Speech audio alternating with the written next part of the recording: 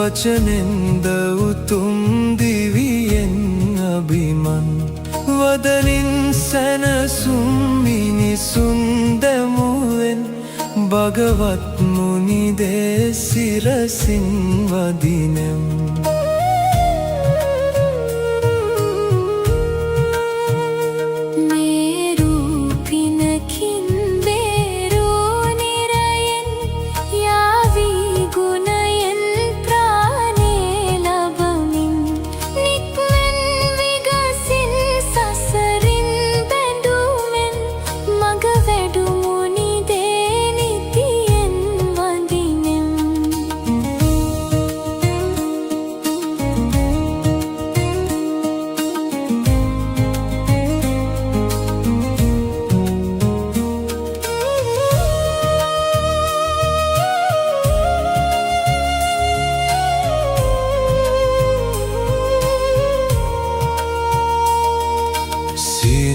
මනරම් කීවෙන් මනවින්